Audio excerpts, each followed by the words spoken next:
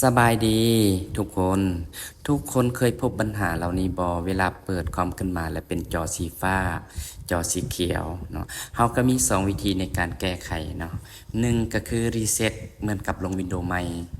แล้วก็ข้อมูลเก่าๆมันก็เสียหายมันก็จะได้วินโดว์ใหม่กรณีที่2ก็คือเฮาเข้าไปที่ Advanced เนาะเพื่อไปรีเซ็ตแบบลักษณะที่ข้อมูลเก่ายังคือเก่าเนาะเราก็เฮ็ดตามคลิปวิดีโอนี้เลยเจ้าก็เฮ็ดง่ายๆเนาะเบิ่งตามคลิปแล้วก็เฮ็ดตามคลิปนี้เลยเรามาเบิ่งนำกันมีแต่เราลองรีเซ็ตแบบลักษณะคือกลับมาลงวินโดว์ใหม่พอยากบ่ยากเวลาเราเปิดคอมเนาะมันก็จะเป็นจอฟ้าแล้วก็ดับแล้วก็เราก็เปิดใหม่ก็เข้าสู่มันก็จะเป็นจอฟ้าคือเก่าจังซั่นวิธีการแก้ไขเราก็มาเลือกในคำว่ามีรูปกุญแจนี่แหละนี่มีรูปกุญแจมีรูปตะบิด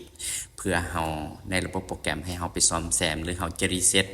กลับคืนค่าตั้งค่าเดิมก่อนที่มันจะมีปัญหาบ่อันนี้คือมี2แบบให้เราเลือกเนาะแต่สำหรับเราขอเลือกตัวที่รีเซ็ตก็คือลงเหมือนกับ Windows ใหม่ถ้าเราบ่อยากรีเซ็ตเราก็เอาตัวลุ่มก็ได้เนาะตอนนี้ไปเรามาเลือกอยู่ใน2ไฟล์นี่อันนึงก็คือลบไฟล์ที่มันมีปัญหาตัวดิลุ่มเนาะคือลมทั้งหมดแต่เราขอข้ามเอาตัวด้านถึงเนาะเอาตัวด้านถึงหั่นเพื่อว่าข้อข้ามในการremove ไฟล์ก็คือเป็นการที่ลง Windows หรือเอิ้นว่า reset ของ Windows กลับคืนสภาพเดิมจุดนี้ก็คือเราเลือกแล้วเราก็บ่จำเป็นใส่รหัสหยังเราก็กด next เลยหลังจากเรากด next แล้วมาฮอดนี้เนาะอันนึงมันให้เราใส่คำว่าโค้ดในการดาวน์โหลดเราก็บ่ได้จำเป็นเพราะเรา reset สู่ Windows เริ่มต้นใหม่ก่อนมันจะมีปัญหาเราก็เลือกเอาตัวลุ่มเนาะหลังจากนั้นเราก็ปล่อยไปทำการรีเซ็ตไปทำการในการประเมินในการรีเซ็ตเราก็ต้องได้รอเนาะเรารอจนกว่าว่ามันจะมาฮอดขั้นตอนนี้มาฮอดขั้นตอนนี้ก็คือถ้าเราอยากรีเซ็ตก็อ่านเมื่อก่อนเนาะเราก็กดรีเซ็ตไปเลยจากนั้นเราท่าให้ระบบการประเมินผลขึ้นมาเราก็รอท่าจนกว่าว่า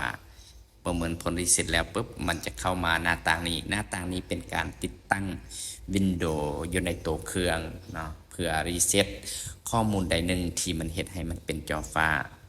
ข้อมูลไฟล์ตัวใดหนึ่งเวลาเขาลินไปมันมีปัญหานะมันก็จะถูกลบหลังจากนั้นการระบบจะเข้าสู่หน้าต่างที่หลังจากเขารีเซ็ตแล้วหน้าต่างมันก็จะบ่เหลือหยังเลยเหมือนกับเปรียบเทียบมันเขาลงวินโดว์ใหม่ประมาณนี้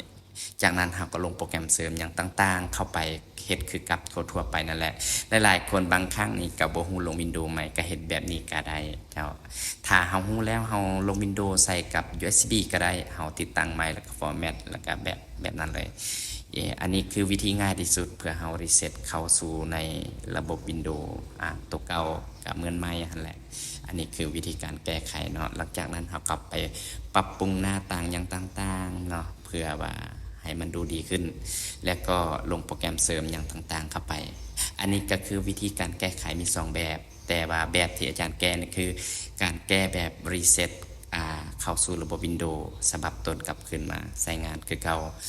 เนาะขอบใจเนาะสำหรับคลิปวิดีโอนี้